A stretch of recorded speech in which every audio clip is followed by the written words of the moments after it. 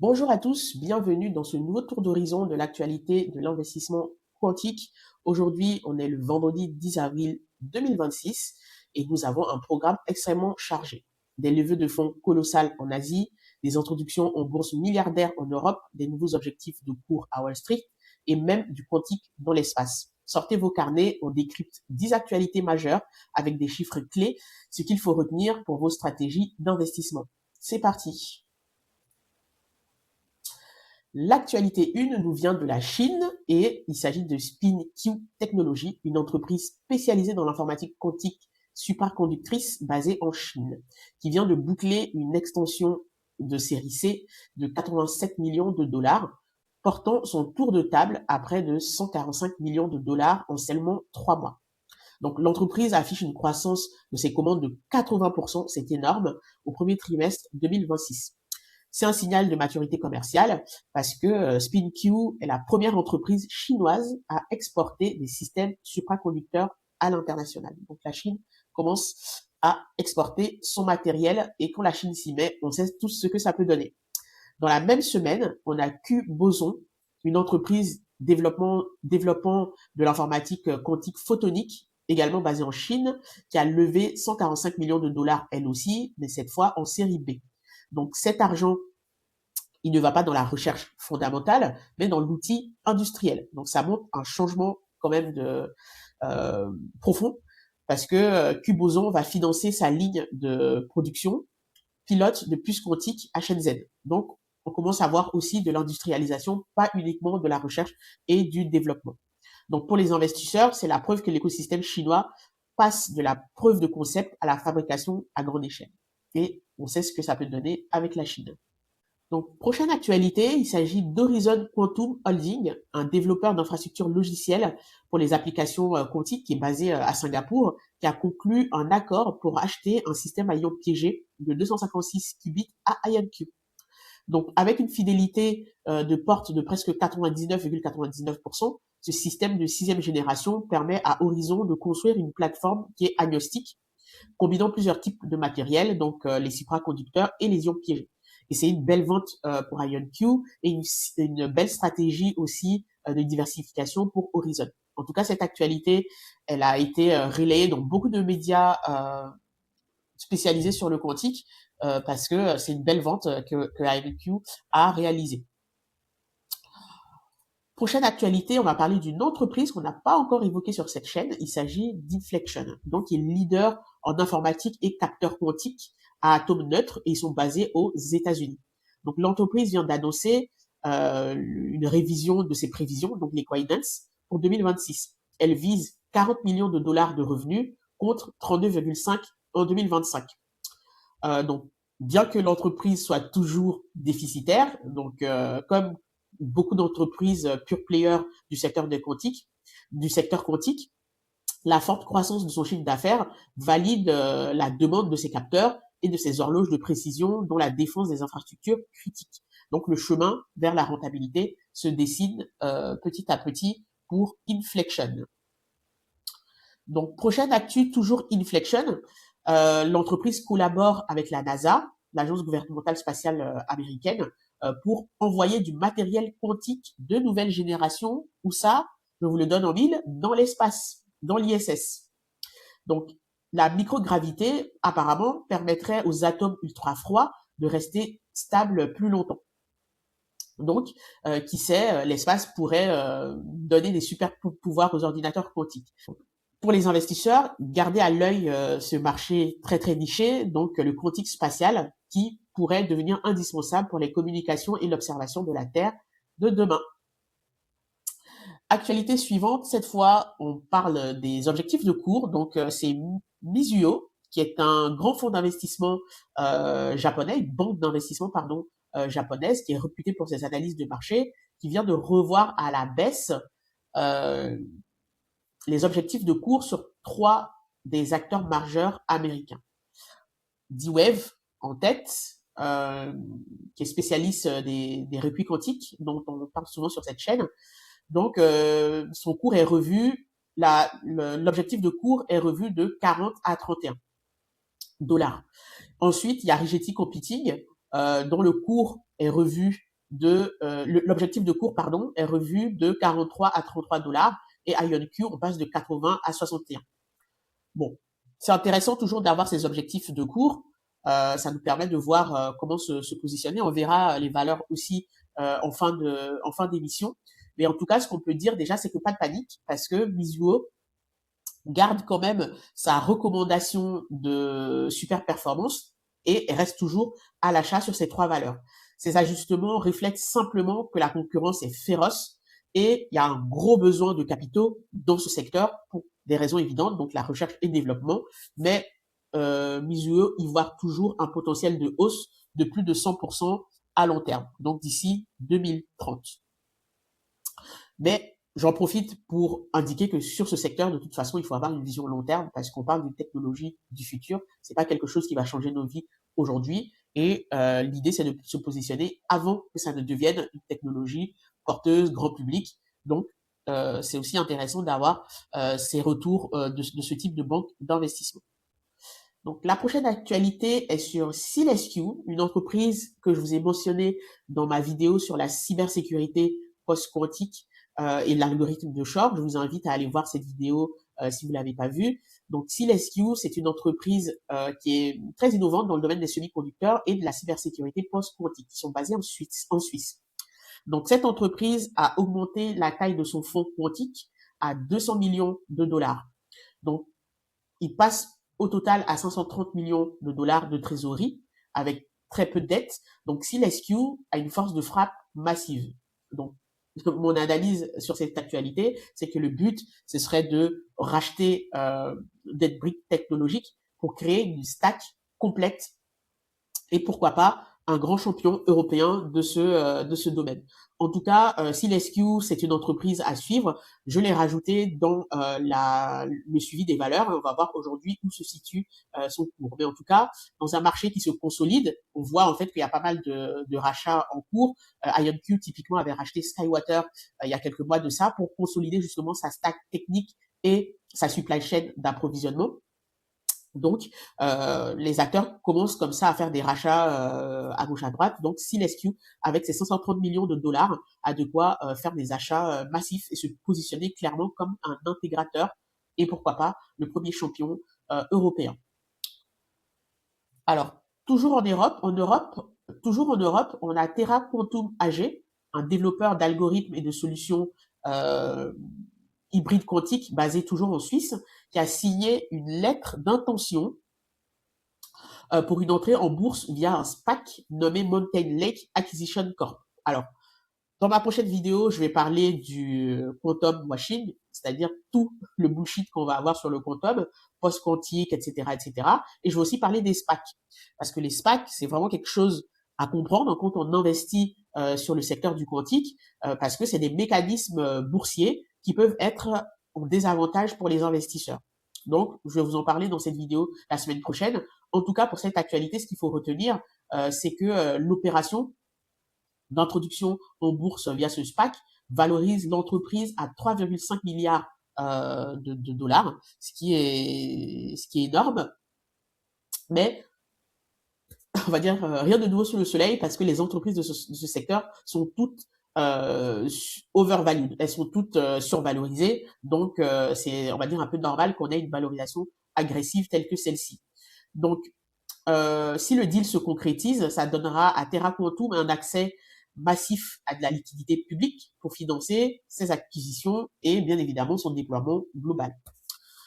Donc en tout cas, dossier à suivre de très très près au Nasdaq, bien évidemment. La plupart de ces entreprises-là sont cotées sur le Nasdaq. Alors, actualité numéro 9, sur laquelle on va terminer cette revue d'actualité, c'est l'université de Houston qui a organisé un symposium avec IonQ. Donc il y a un chiffre choc qui est sorti de ce symposium, c'est que l'industrie quantique aurait besoin de 850 000 travailleurs d'ici les 10 prochaines années. Mais l'université ne formerait que 250 000 diplômés. Donc on a un delta de 600 000 jobs, donc de 600 000 talents entre guillemets à trouver. Donc Pour les investisseurs, c'est un élément clé, c'est une métrique qui est vitale. Donc, les entreprises qui vont réussir seront celles qui seront capables d'attirer et de retenir les meilleurs cerveaux. Car, en fait, si ces chiffres se confirment, eh bien, on aurait un goulot d'étranglement qui va impacter les capacités d'exécution. Mais un autre point intéressant aussi, si on est investisseur, on parle beaucoup de destruction des emplois avec l'intelligence artificielle. Peut-être que l'informatique quantique sera le relais pour employer des nouvelles personnes, parce qu'on aura besoin de talents déjà pour construire cette technologie, pour l'exécuter et pour la rendre industrielle, et aussi pour qu'elle puisse s'infuser dans les usages, soit d'entreprise ou au quotidien. On ne sait pas trop quels seront les usages pour les particuliers, mais on voit bien les usages pour les entreprises arriver dans le médical, dans la finance, etc. Donc, il y aura peut-être des besoins d'employés qui comprennent et maîtrisent le quantique. Donc, ça peut être un sujet sur lequel on peut se spécialiser, un sujet en fait d'intérêt, justement pour avoir un relais d'emploi et trouver un travail si l'IA nous prend notre travail. Voilà. Bon, je vous avais promis 10 actualités, mais on va passer directement au suivi des valeurs, parce que ça colle à la 10e actualité que je voulais partager avec vous. C'est le fait que on a une valeur comme D-Wave qui a perdu presque 23% sur le mois de mars, et c'est un peu normal vu l'état macroéconomique actuel. Donc on va passer les valeurs une à une. Il n'y a pas grand chose à dire, hein, donc ça va aller très très vite. Donc, il y a eu un rebond cette semaine qui était lié aux annonces qui ont été faites côté États-Unis sur le fait que on allait arrêter les conflits. Donc, un cessez-le-feu de 2 semaines.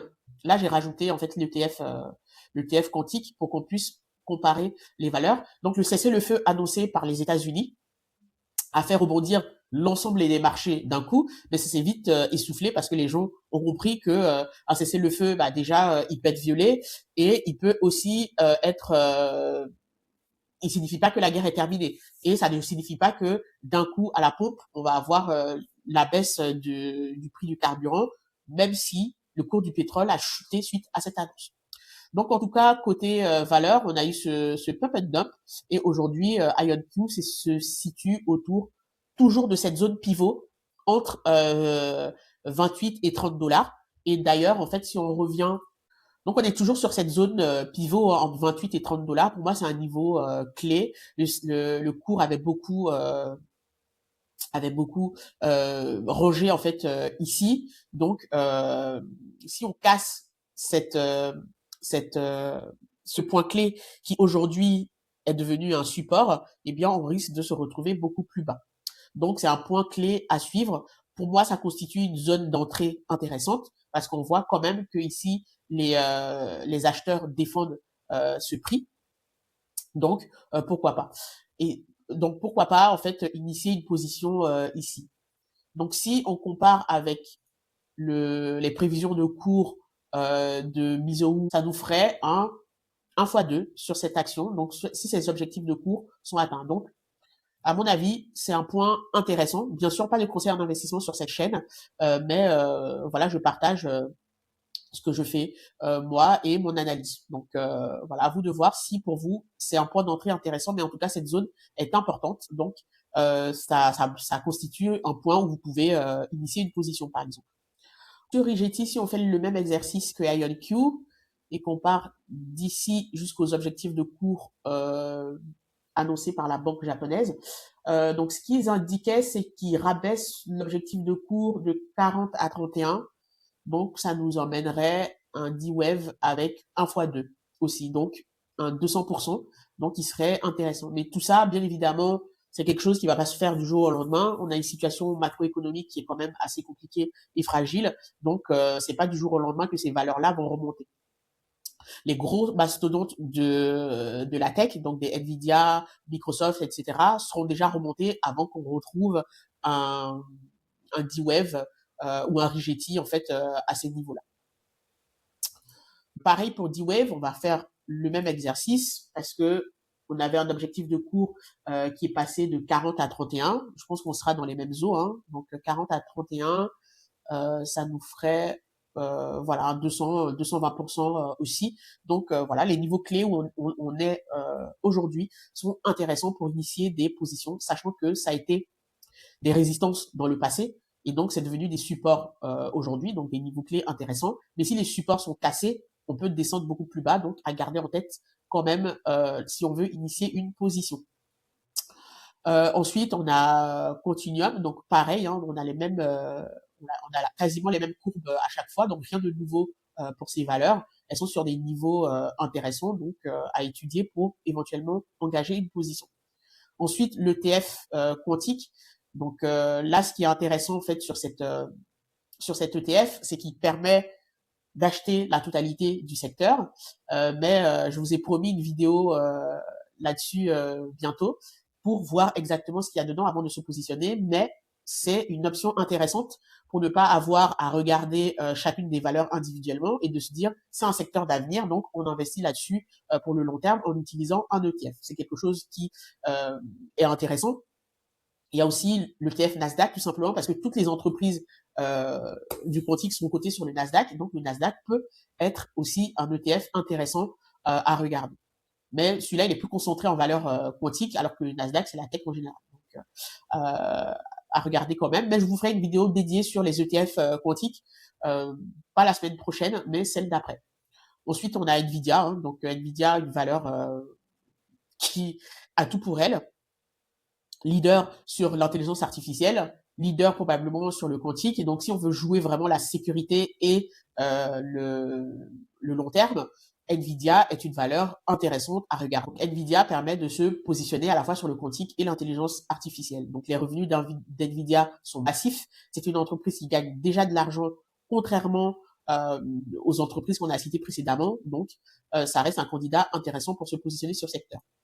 Ensuite, ma valeur préférée, bien évidemment, Google.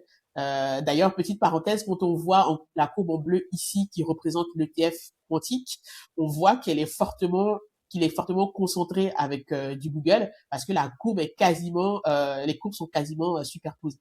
Donc, ça nous donne une indication sur ce qu'on trouve dans cet ETF.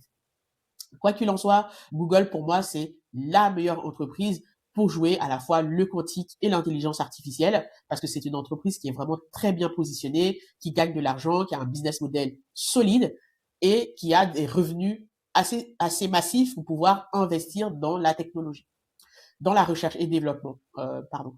Mais en tout cas, elle fait déjà des articles, elle fait déjà beaucoup de recherches sur le sujet, cette entreprise. Donc pour moi, Google reste de loin la meilleure entreprise pour investir sur le quantique. Je ferai une vidéo spécifique là-dessus pour expliquer pourquoi, selon moi, Google est vraiment la meilleure carte à jouer si on veut investir dans le quantique.